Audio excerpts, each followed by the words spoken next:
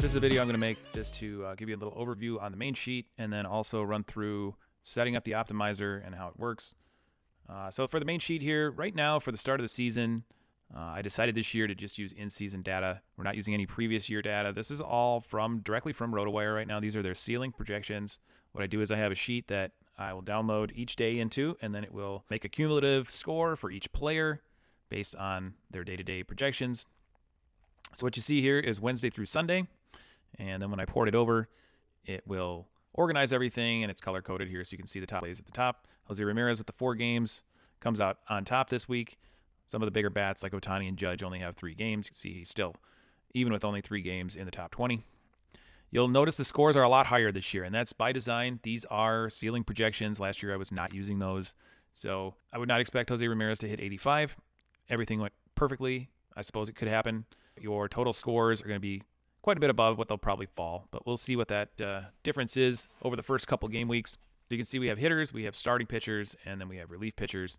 So this just gives you an idea who you might want to try at those positions. Obviously, when you get in your own optimizers, you'll be able to see who you want to use a little easier. You will notice on the starting pitching tab, it includes saves, holds, and quality starts. That stuff isn't calculated, so even if it says it has partial holds for some of these guys, obviously that's not going to happen because they're going to start. Don't have to worry about that. The relievers got 3 closers with 4 games, it looks like, and then the rest of the crew here, some of the setup men behind them with 4, and then other closers that have 3. So reliever-wise, these look fairly accurate for a best-case scenario, I would say. A reliever with 4 games, you have a chance to get up to in the 40s, high 40s. Pretty accurate. You're going to get into the mid-30s sometimes. This is obviously best-case scenarios for these guys. And then the hitter's going to be above where you think it's going to be. This would take all things going right, so I wouldn't expect that all the time. So those are the 3 tabs you'll mainly use. I do have pricing data too, which looks a little rough. This is just an import from one of the sheets that Lucian has set up. I'm going to be updating this into this sheet so you can see the point per dollar estimate. That's something I'll be working on in the coming days here, just to give you an idea where the value is if you're going into the market to pick guys up. So let's get into the optimizer a little bit. The ceiling projections will port right over into the optimizers for you. I'm going to use Zuby as an example because I know he has a lot of cards. So one of the cool things that Lucian rolled out this year with his new version is this nice instructions tab that gives you an idea exactly what you're doing. He's got it nicely organized here. So this first B5 cell is just a link to the tracker. As long as that is in B5, you should be fine. There is a reference cell right here. And if you hover over this little thing pops up that says you need to allow access. I will do this for you when I set up your sheets. So you just click allow access. Even ports over into SRE. Perfect. This B7, this is important. So this is where you put in your username if you don't know where it is. Let's see. Let's just pull it up. Show you how to do this. So if you search your account, if you click see cards and then you click on the URL, you can see what the username is here. Most of you, it's just going to be your name. Some of you will have a bunch of letters and numbers afterwards. You can just copy and paste right from here. So his is just his name, just Zuby. Well, let's go back into his file. That's what we put in here. So if you're following the instructions here, click the allow access. You got that. After you get your username in the right spot here, your slug, you go to Get Gallery and it's going to start downloading. And the first time you do this, it's going to ask you to authorize. This will pop up. You click, take you to a new screen. And this is important. If we mess this up, it won't work. So hit Advanced, go to Recorded Macros, and we select all. This just allows our scripts to run in this sheet since you are considered an editor on this sheet. To give it permission. And then the gallery update is going to pop up a box that asks you whether you want to do all your cards or just the pro cards. So do you want the commons involved or do you just want pro cards? Right now there are no commons, so let's just do the pro cards. But he has a ton of cards, 3,000 cards. So this is why I wanted to test with this gallery, because if this one can't break the system, then nothing can. So for the big galleries, it will take a little bit longer. Mine was only 400 cards, so it didn't take nearly this long. And when this gets done, it's going to show you the updated list in the gallery update tab. So 3,414 players. Here's the log I was telling you about. You can see it. It took 48 seconds to run that because it's so large. If we go to the Gallery Update tab, you'll be able to see who he's been buying here. So it looks like he's been buying all rares right now for the in-seasons.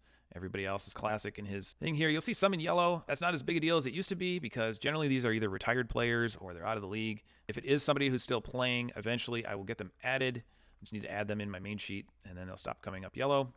But like Jay Jackson, Luis Ortiz is suspended. And then once you get into the older cards, you'll get guys that are just out of the league or in the minors. So when they come back, we'll get them added. But it looks like he's all good. So we're going to go to the next step in the instructions. I'll come back here. So you want to go to Get Gallery Update Projection Sheets. I'm just going to go to the Hitters tab before I do that so you can see it working. And this will pop up a little box asking you what type of import you want to do. You can either do a new or you can do an ongoing. So if you are updating your sheet mid-game week and you have things marked in the competition column, like using certain cards, you don't want to disturb that, you can click the ongoing. If it's a new game week, you can just click new and it will clear everything out and then put the new data in. So that's what we're going to do here, since obviously this will be game week number 1. And you can see it just start to build the sheet. Actually pretty quick doing that. And it's put all of his cards into these 3 tabs: SPs, RPs, and hitters. It gives you the breakdown here. So you can close that. As you can see, all jumbled up by scarcities. And I like to organize them first. So what does he tell you to do? Yeah, he went right to filtering. But personally, I like to get everything organized. There's a couple different sorting options. So there's a arena sort, which disregards the bonus because arenas don't include bonuses. There is scarcity in-season projection, which if you're playing in-season competitions, put priority on your in-season cards over your classics. Just list them first in order, so it would select them first when you filter. And then there's just a scarcity projection, and that would just put them in order basically by projection regardless of whether they're classic or in-season. So for him, let's do the top one here. And you'll see it give you a little pop-up, and these will shift. You can see his uniques first, then super rare and rares. And the next step is to figure out what type of competition you want to build. I know he had some rares that he bought that were in season, so we want to try an in-season lineup first. Let's do a rare in-season. So we're going to filter again, and this time we're going to do rare. And again, we'll try champion here. Now, you can include higher scarcities in lower competitions. This is obviously something for people who play multiple scarcities. If you just play limited, this really doesn't have any bearing on you. But if you want to include your higher scarcity cards, you'd click this button, and then when it filters, it will include some of those as well. But right now, let's leave that off because he doesn't have any in-seasons to play anyway. It would just be a classic. And you'll see those eligibles start to pop up here next to the rares. 579. All right, I like to go to the Optimize Team tab before I actually make my lineup. And these are just old. Ignore that. We're going to hit Optimize, and it'll ask you where you want to go with your flex position. You can leave it open to interpretation, or you can choose whether you want a hitter, an extra pitcher, or a relief pitcher in there. With this beginning game week, 4 or 5 game week, I would say you want hitter in here. And then it'll ask you if you want to use a starting pitcher in your reliever spot. If you have one that's eligible, you can toggle that on and off depending on what you want to try. You can try it one way and then try it another way and see which works better for you. I know if you have a Michael King relief pitcher card, he'll be going this first weekend. You could try him there.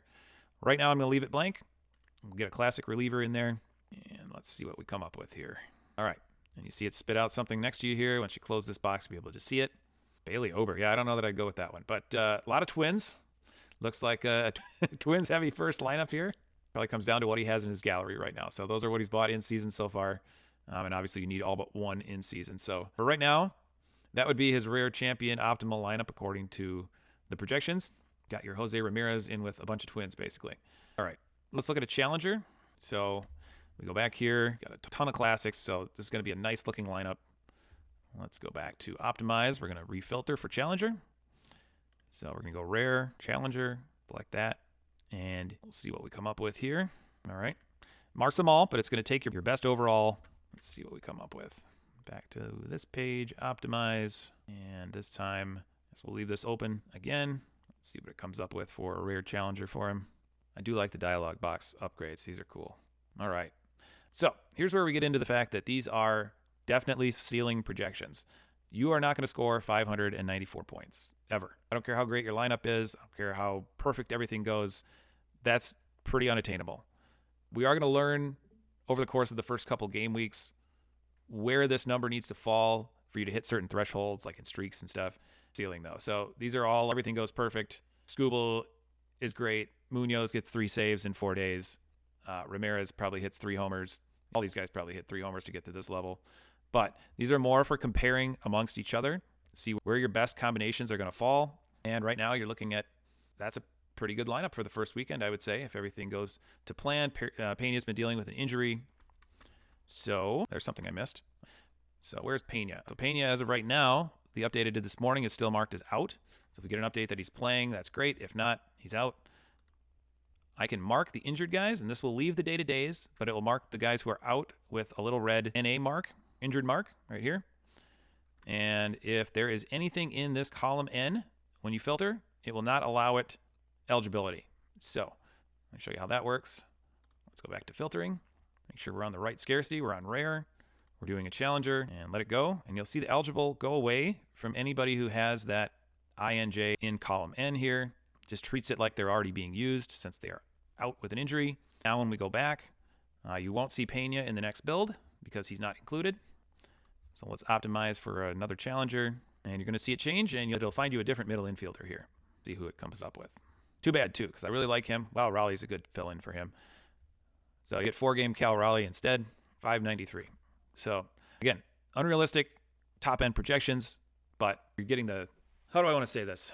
The best players have the highest ceilings. We want the highest ceilings because the prize pool is very top-heavy as far as the payouts go. Obviously, you'd much rather finish near the top than middle top. So consistency, not as important as those high-end finishes when you get them. So that's a nice lineup.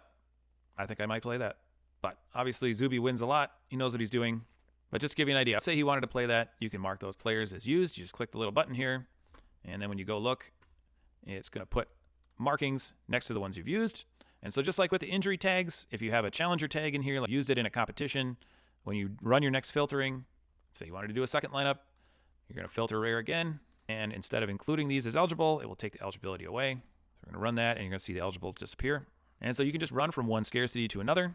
Those players are no longer eligible. So when I go to make another team, so you'd input this in Sorare, and you go to make another team. Again, we'll leave all those open, but you can change those to fit your preferences. All right, pretty quick. So second one, you get DeGrom. Looks like he has another Andres Munoz. He has another Jose Ramirez. He's got Altuve this time instead of Raleigh. And he has duplicates of a lot of these guys, so that's why they're coming up a second time. If you did, let's say you didn't want to use those guys in your second lineup, you wanted some difference, you can manually go through and just take away eligibility from some of those players until you get a lineup that's different. A lot of ways you can work with this while you're building. Most of you aren't going to have a gallery this large where you have, let's see, 1, 2, 3, 4, 5 Jose Ramirez. 3,000 cards is quite an undertaking. So it's a good way to get yourself organized before you have to dig through all of this. But really cool system here. Great work by Lucian, obviously, to get this set up. This is a way that he's found. I didn't dig into that too much yet, but this is a way that he's found for you to upgrade to the newest version after we upgrade something in the library or in the script. So we'll cross that bridge when we come to it. Right now, this is version 1.0, but obviously things change during the season. Sometimes things will come up that we want to change in the spreadsheets. And with these optimizers, this is a way you can just push one button, update to the newest version of the optimizer. But you can update your gallery as much as you want.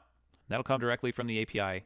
So if you add a couple cards, you sell a couple cards, and you want to make sure it's current, you want to make sure your XP is current week to week, you can just go through that first procedure, which was getting the gallery. And then once it's done updating in the API, you just update your projection sheets, and you would choose that option of, show you again here, instead of using new game week, you would just use the ongoing. So it preserved everything that was in place already and just wrote in the new cards or the changes. So that's a little basic overview of the optimizer. I'm going to start getting everybody set up with these, and I'll share them with you, and I will put them in your Discord DMs so you can bookmark them. But a tip to Lucian for all the hard work here, getting all this together. We'll obviously make changes as the season goes on, but to get you started for game week 1, we can get everybody one of these and get you rolling. All right, well, thanks for watching. Thanks for being here, and we will catch up soon.